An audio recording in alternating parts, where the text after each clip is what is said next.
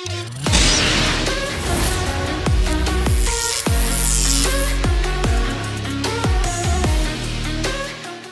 everybody, my fellow bistros, welcome back again. As you see, we are playing Seer. Okay, yeah, last episode was a bit crazy, mainly because we Duncan died. Not Duncan. Duncan's still alive. He's right next to Arlene. Okay, Eric was the one that died. Got shot now by Freya because of me. And there's also, I don't know, there might be something about the Seer the Seer girl that's there in the center, and Arlene too. Like Arlene and Seer seem like they might know each other, or at least Arlene might know her. I don't know. It's really confusing. So much things I want to know.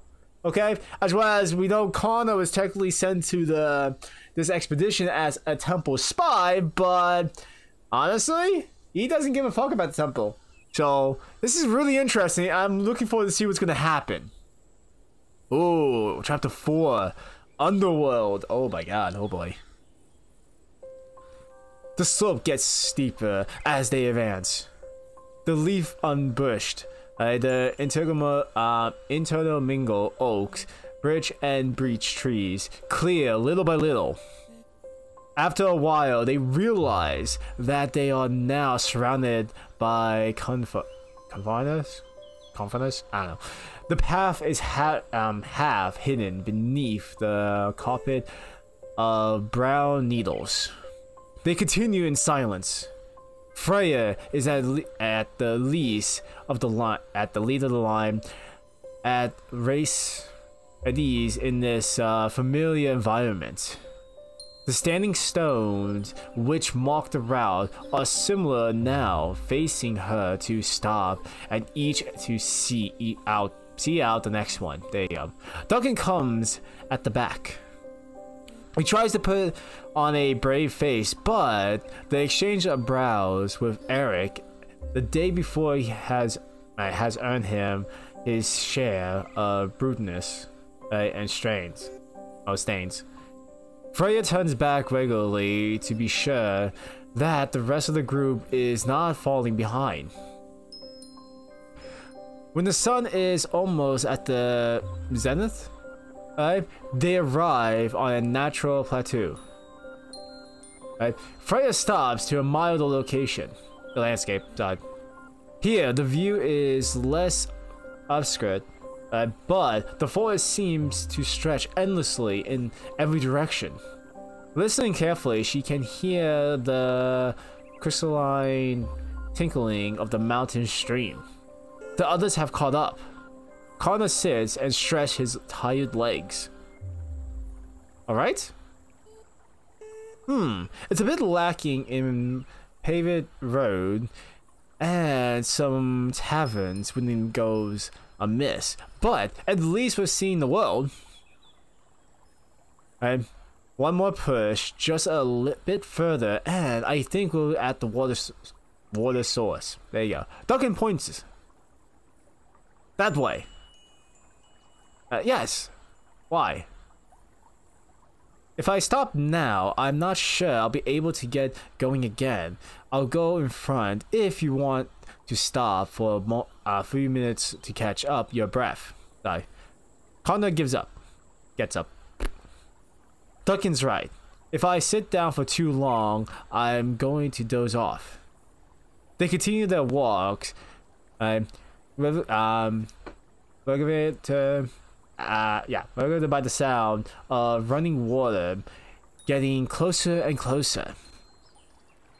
Freya guides them, and after crossing a boulder field, they discover a shallow stream.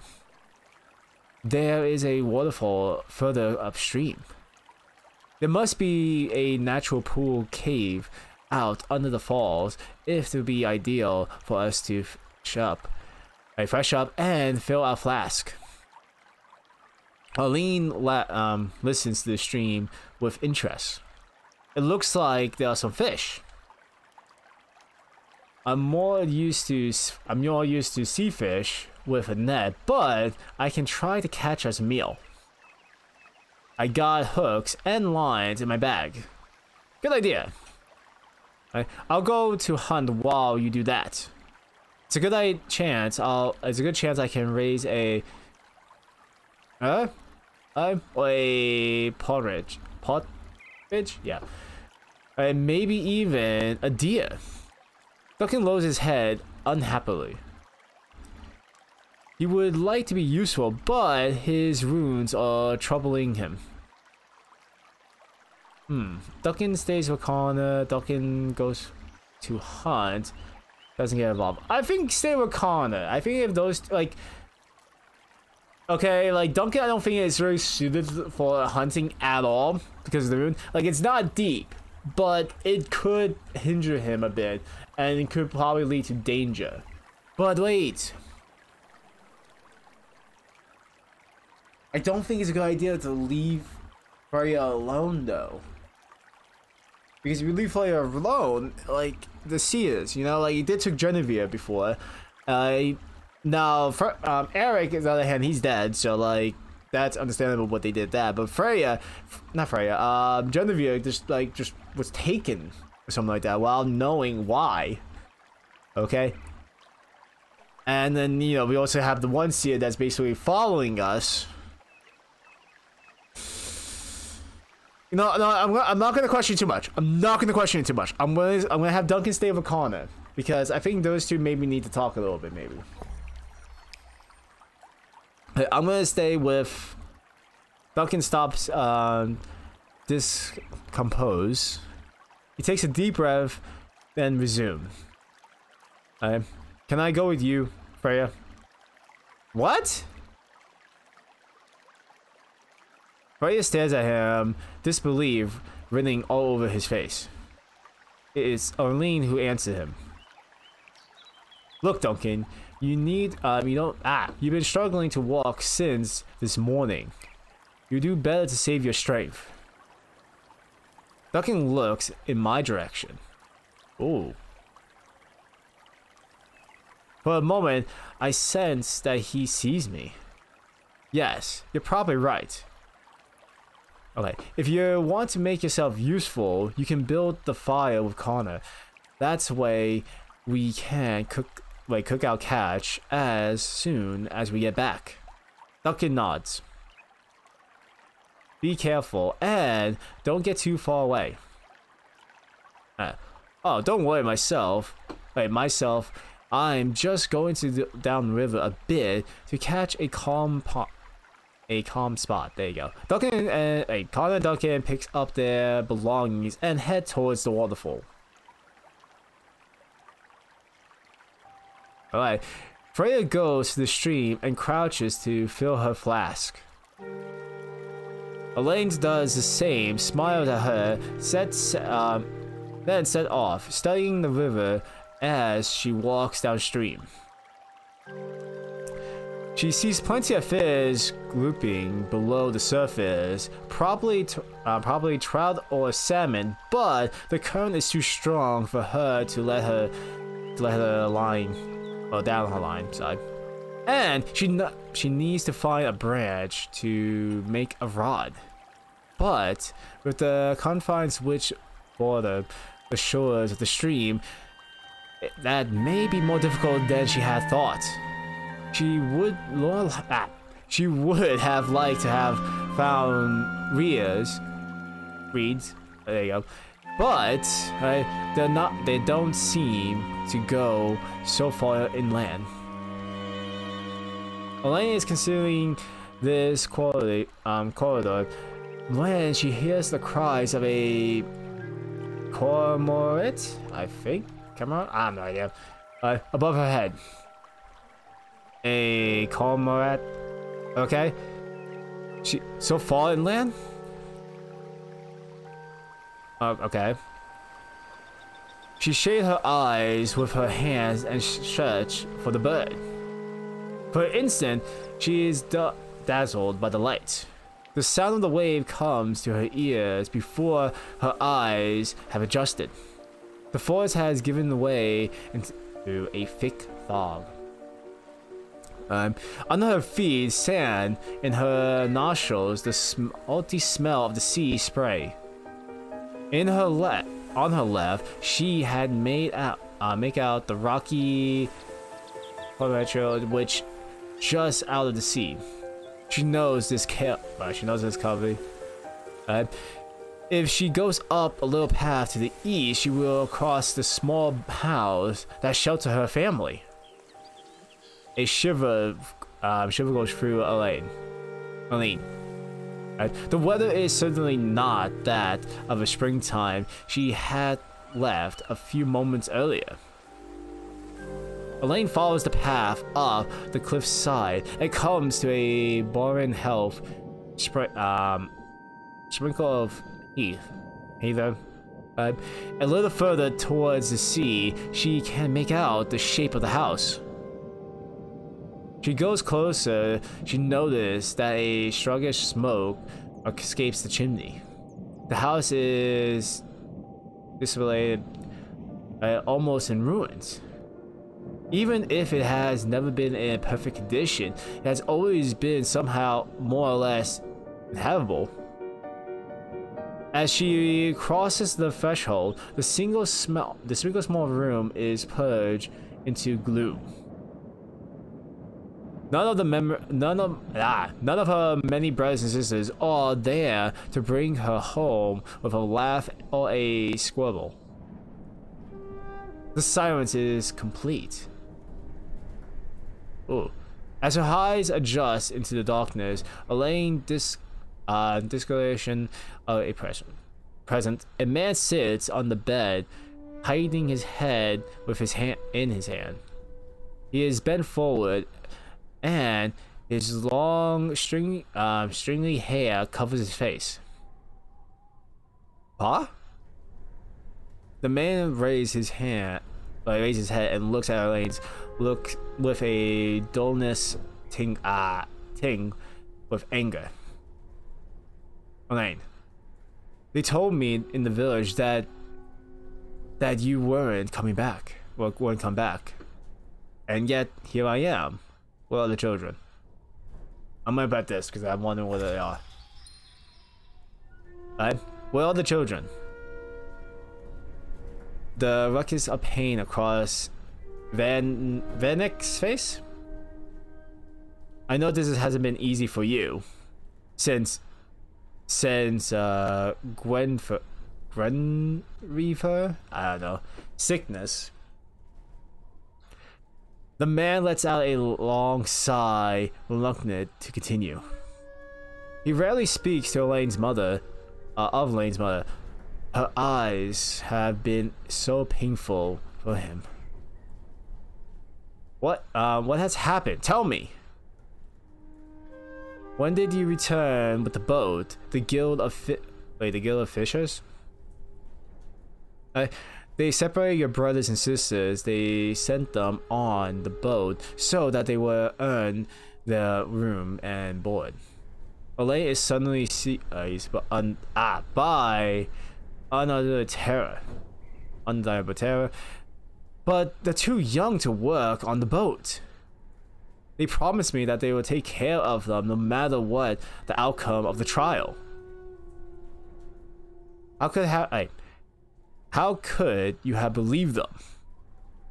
I knew you held old Inda dear, but did you really believe that you could take her place? And anyway, you never had any talent for being a healer. Oh. What did you want me to do? Inda, I think, always protected us. It didn't matter if it mattered to her that we were her children of the outsider. Elaine pauses, reluctant to continue, then adds a low voice. She did much more for our family than you ever did. Ooh. How could you say that? It's not my fault that we fell in love. Gwen, I'm just gonna go by Gwen for short. Gwen and I.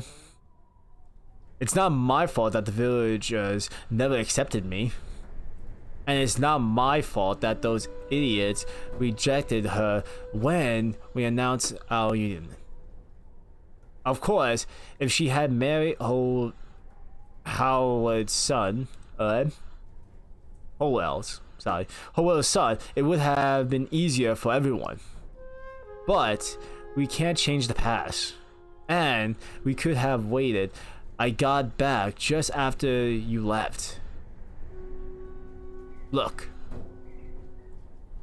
The man dresses at the table of the other side of the room with a bag on his hand. The meager purse on the table, a few miserable copper and silver coins spills from it.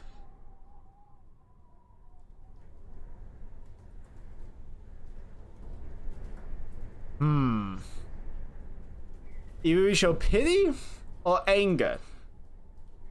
I'm gonna do pity. I think pity would be. And it looks at her father with deep contempt.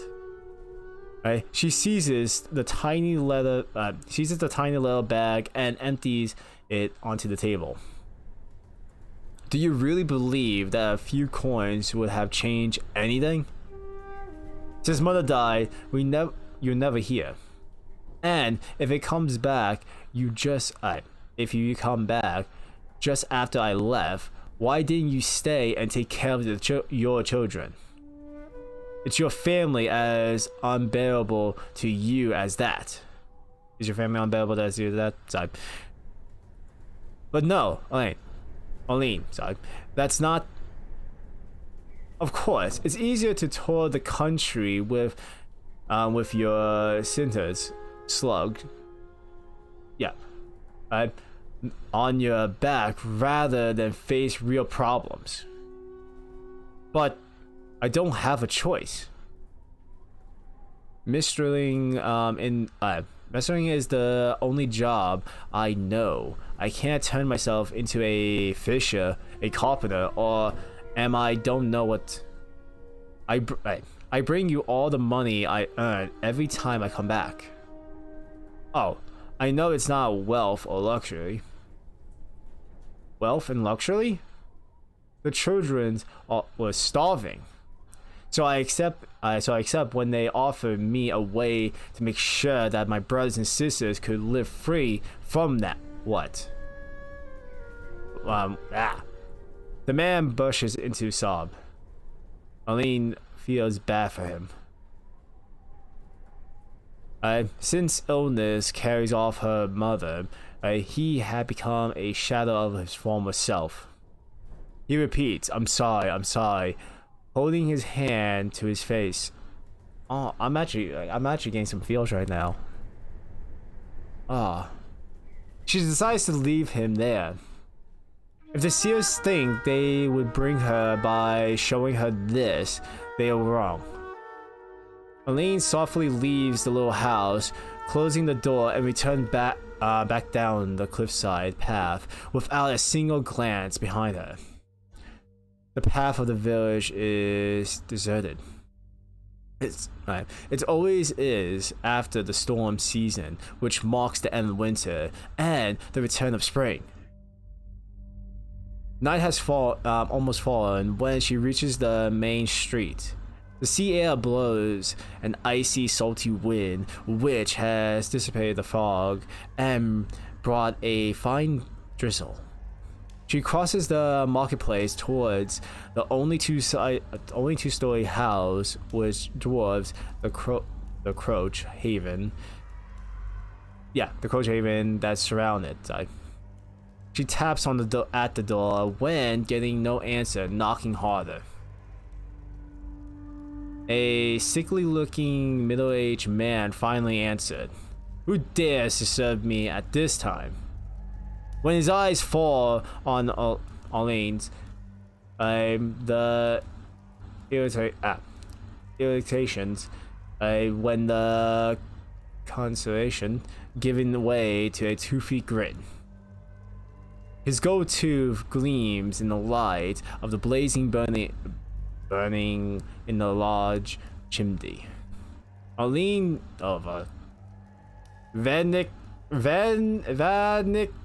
Dortor. I have no idea how to say that right there. If you guys can say that, I salute you. I didn't do a salute, but you know what I mean. What a nice surprise. Did you expect to see you again? Aline tries not to flinch and holds the intimidating glaze on the old fisherman. Behind her, a curious crowd has gathered. With a distracted ear, she hears the half-whispered remarks of the villagers. She ignores them, as she usually does. Here she has always been, the outsider daughter, the one who is pointed at and carefully avoided. Where are my brothers and sisters? For the first time, the old man looks away. Behind her, two red-head muscle giants jostle through the crowd. Is there a problem, Master Howell? Do you want us to extort this jester daughter out of the village? No, let her stay. What she has to say. Let's mess that up. I know that. Well, let me fix that. No, let her say what she has to say. Okay, there you go. Howard turns his attention towards Elaine. Okay. Don't know if that's the name. Probably his name. Is on one of my boats. She left for the high seas last week. She'll be back for Belthad? I have no idea. Conway took one of your brothers, the one with the ugly scar on his forehead. I regret to tell you that he was carried off by a groundswell a little after Imbok. I have no idea how to say most of these things. The sea kept him. Elaine feels something break in her chest. And the others? Howard fixes the young woman with a piercing stare, as if he were bargaining for a basket of salmon. We had a deal. We were supposed to replace. You were supposed to replace old Inda. The villagers is still without a healer when the winter comes. Aline, has the urge to retch. We didn't only lose your brother and sister, Alfred's son died too. Excuse me? But Alfred's son was a newborn. Sophia was weary over 3 years. Over 3 years ago, and she was the youngest of my sisters. You only have yourself to blame if you have returned before Maban. Okay, as is the custom, you probably could have healed your family. Oh, okay. Now she's getting a little feisty. Aline. Fuck! I messed up the names. Aline spits in his face. The henchman seizes her, each one taking her by the arm. Ooh.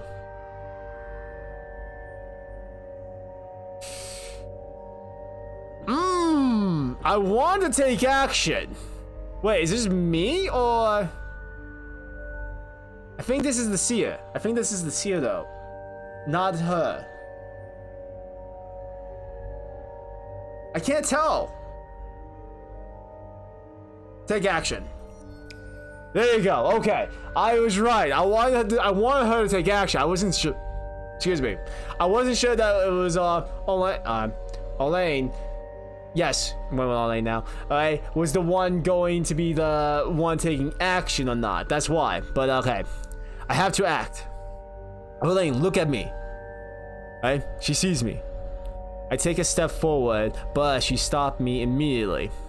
There's a light of understanding in her face. She is probably realizing where she is and what is happening.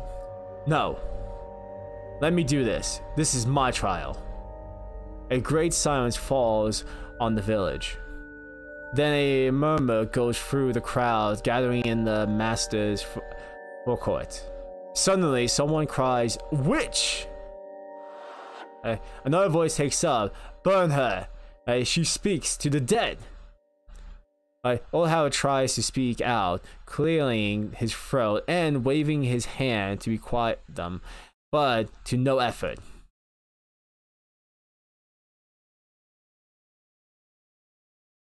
Did I fucked up? The crowd is... What the hell? Someone shouted, "She's not a healer. She is a she's succumb. She has succumbed. There you go. To necromancy." The masters too lazily try to protect Elaine as best they can, but the villagers have transformed into savage beasts. The women grab her by the collar. A man pulls the other way of the leather circle. Whoa, hold on. What? Also, she looks kind of. I'm gonna track about what I was gonna say, but she looks badass. There you go. That's the one I'm looking for. I was gonna say something else, but hey, she looks badass right now. She's using fire. Does she have fire powers now? But hold on. The crowd finally gives, knocking Elaine breath out of her. But she is not afraid. On the contrary, so much hate and stupidity only stoke her anger. She lets out a cry and push her aggressors with all her force. There is a crash in the master's house. A flame swallows up the old man, spreading rapidly across the oaken floors and then upstairs. A charred blister, Howard crawls out of the house in front of the adjacent villagers. At last rattles comes from the throat before his corpse face down in the mud. Okay, I think she has the power of fire. Or something. Okay, chaos prevails. A fisher and washwoman scramble. There you go. I don't know what I was saying before. Scramble. Obviously, some has fallen to their knees, clenching their heads into their hands. The thatched roof of the nearby houses are consumed by great flames. To the other side, thick smoke vomits out of the doors and windows of the wooden house. Okay. Elaine turns towards me. Come, it's time to return to the island. Suddenly, we are in a cavern with the sulphurous, I don't know, ardent in the shape, clearing air of the cave. Elaine's eyes has been not leave me. You can see me? Yes. You've been following us since the beach, right? I nod my hand. Elaine looks grim. Freya, Duncan, and Connor, are they in danger too? I realize that the others must also be going through their trials.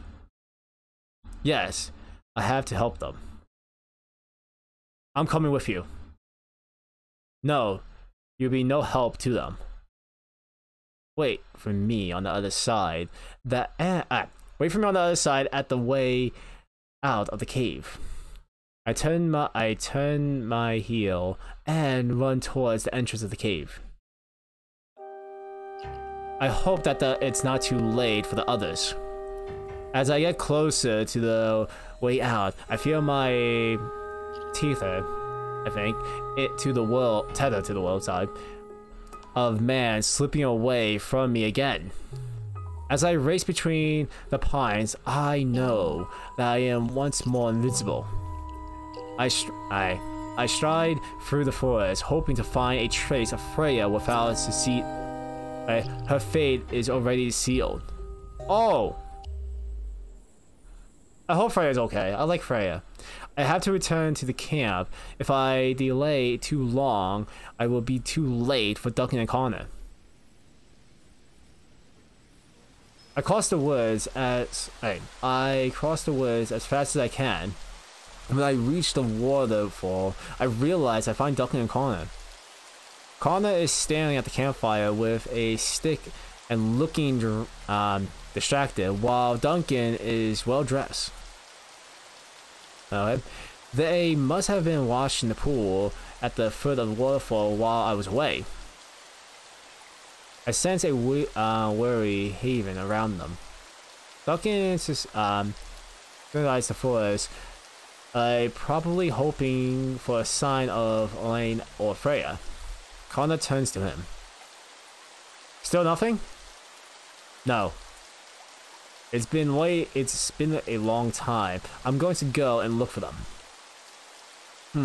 Do you really think it's a good idea to split up? I want to warn them. I try to penetrate Duncan's mind, then Connor's without success. Duncan lowers his eyes. I can't stay here doing nothing. In that case, let me come with you. No. None of us should wait. One of us should wait here in case. There you go. Don't worry. I'll be careful. Connor gives a small, weary smile, as if he knew what is coming. Duncan hurries off between the trees. I decide to follow him rather than stay with Connor.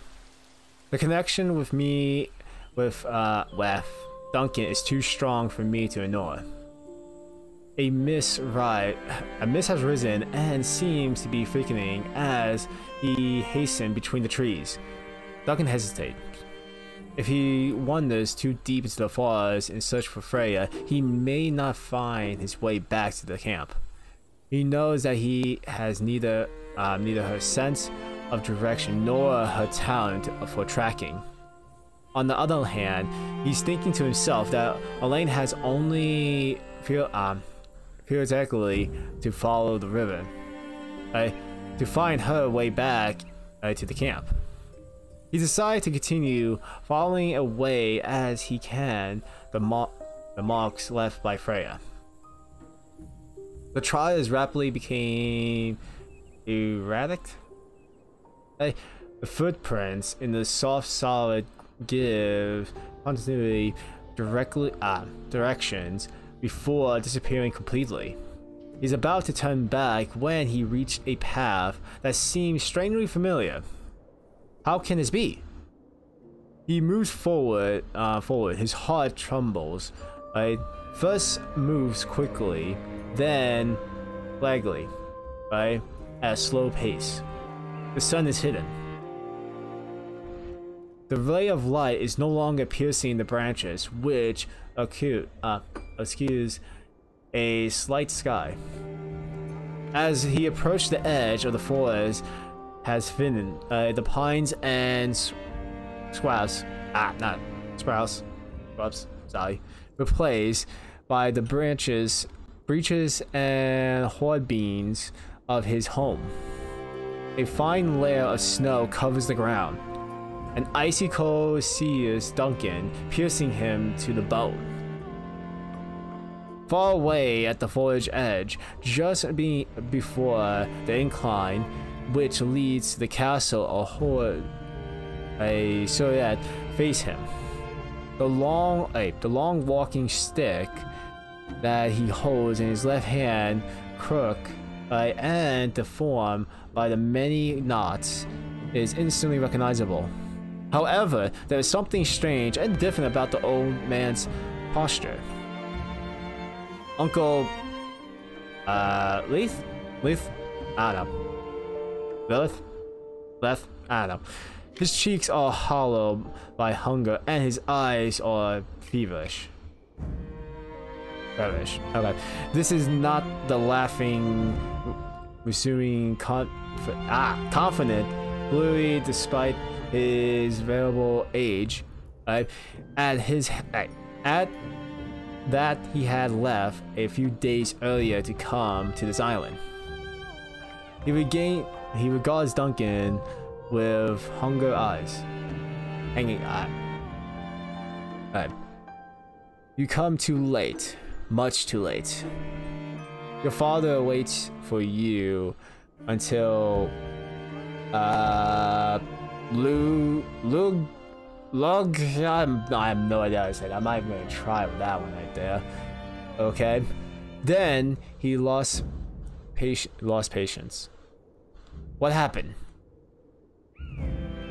There were skirmishes with the clan of the deer during the summer. They surprised me as I was gathering herbs. They took me hostage. It lasted a long time. I'm gonna call her L. Okay, just because I don't know how to say that name. Grimace with pain. The specter of death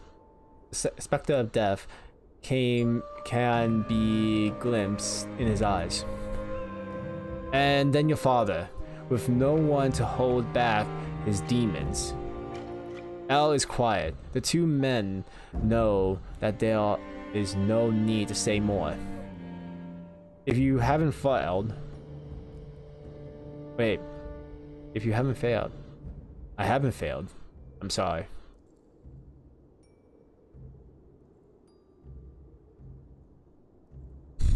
Well, that's the thing. He hasn't technically failed right now. Thinking about it. He's going for his trial right now, definitely. So he hasn't technically failed. Okay, I'm gonna go with this. He has not failed. But I haven't failed. All of that hasn't happened. I passed all the tests. I'm on my way to the summit. Not failed. Not failed, truly? 6 moons has passed since you left. Look around you, winter has returned. No, that hasn't happened yet. It's going to succeed, and I'll be there to help the clan if their disaster does happen. There you go.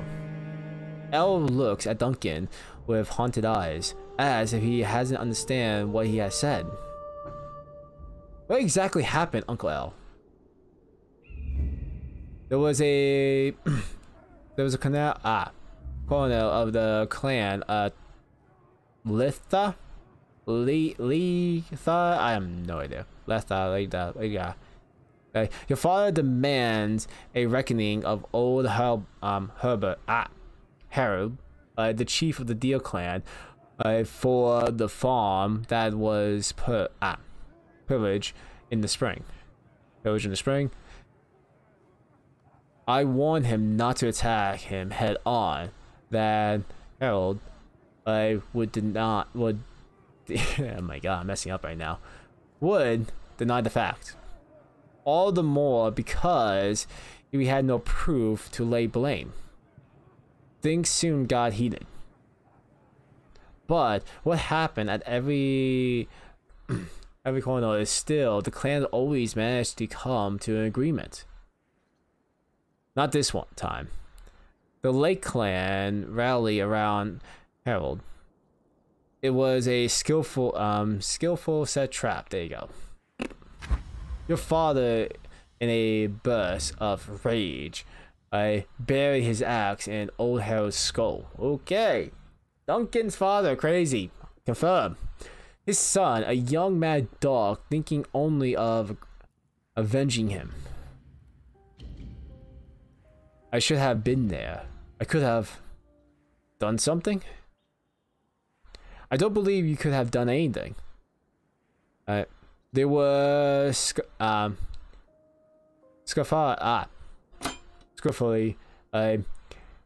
all summer. Your brother Olaf, I think, was wounded in an attack while he was hunting near the lake. They took me when I went to him find herbs to save him. In the fall, the fighting intensified. Your father attacked the fort of the Deal clan and took it.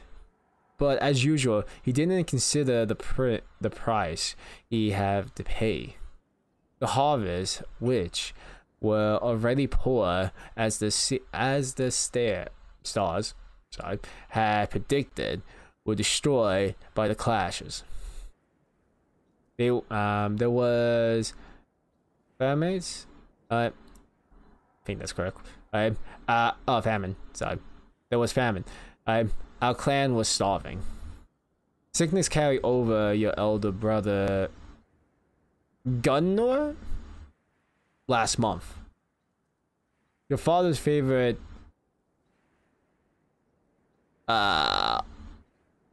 Bajar's son, I think, was killed during the siege. You are the only one left. You are the last heir.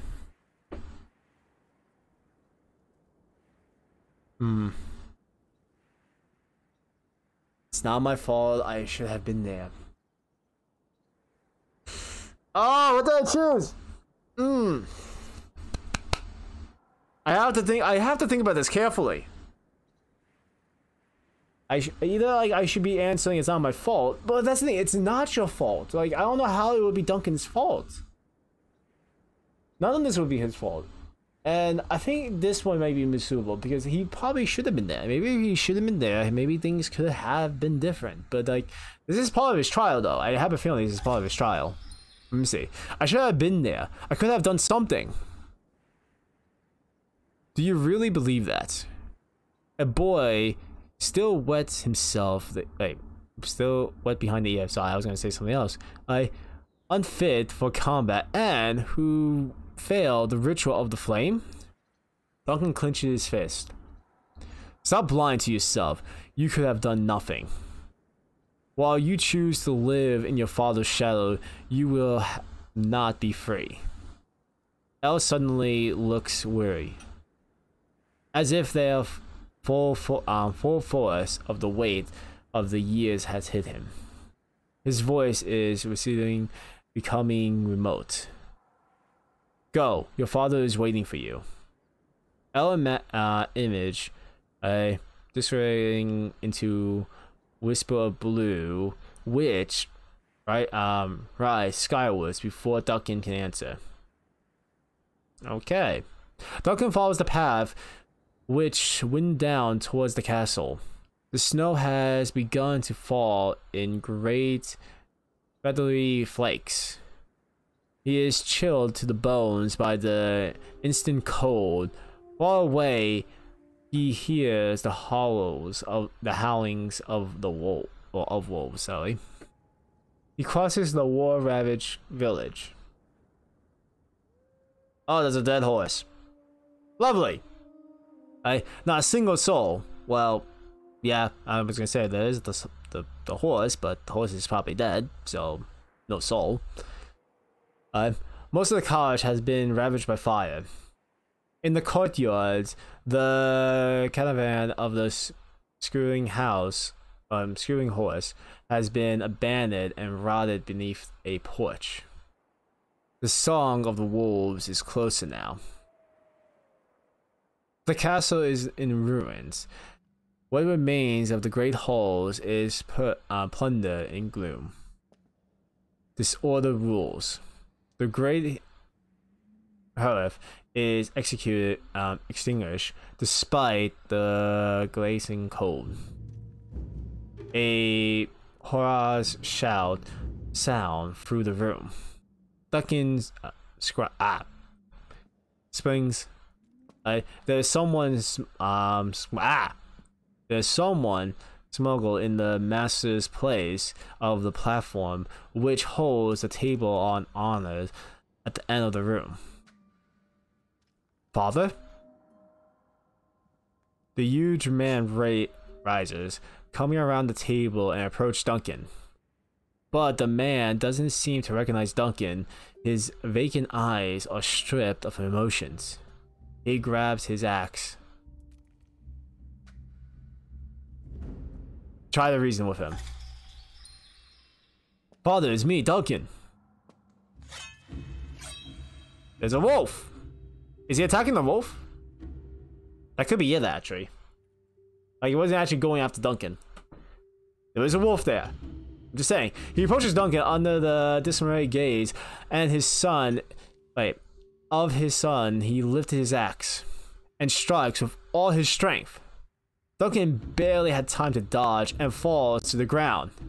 The man gives a hollow laugh.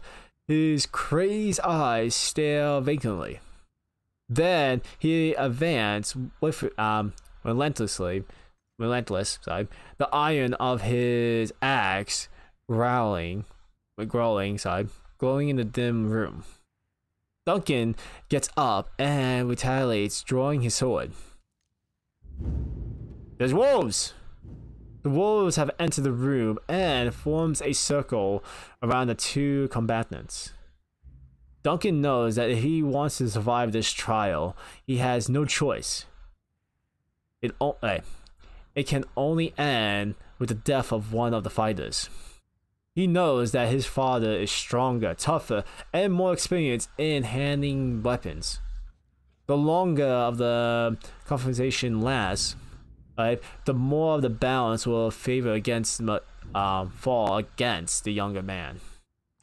He has to take a decision, and he has to take it now. Attack or surrender.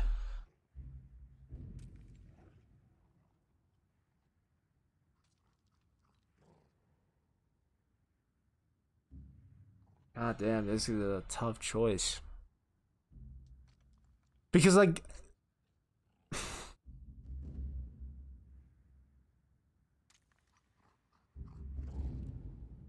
I'm gonna say surrender.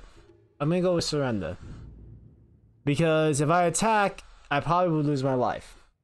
If I surrender, I might still lose my life. But it's not gonna, if I was in his situation, or if you guys were too, would you want to attack your father?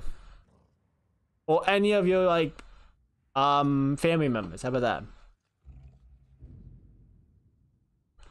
I would surrender.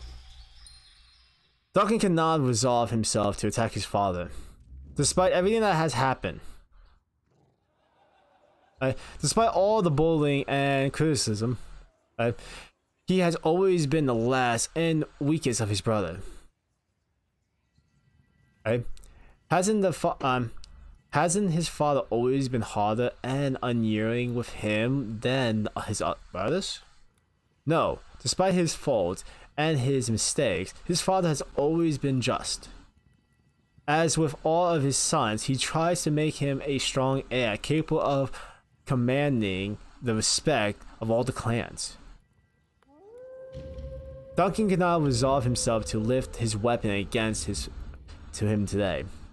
He threw his weapon down and falls to his knees, reciting to his fate. He closes his eyes and waits for the blade to fall, but it does not. He is no longer in the castle of his childhood, but in a cavern. His eyes rest on me. I made a good choice! Holy shit! No one died so far! I'm happy! He sees me. He knows me. Roran? There was a noise near the entrance of the cave. One of the seers comes into the light. He moves towards us with a distant side trade. A second step, and then a third. Am I terrified? Duncan tries to come between us. Hey, what do you want with us? I'm only listening to my instincts. I take advantage of this diversion and take to my heel. I bury myself into the depths of the earth between a rock and roots, where shadows reach. When the silence and obscurely familiar swallows me, the void changed to night. Oh. Oh, but still, what happened to Freya though? I'm like also really concerned about Freya. Like, what happened to her? Is she okay?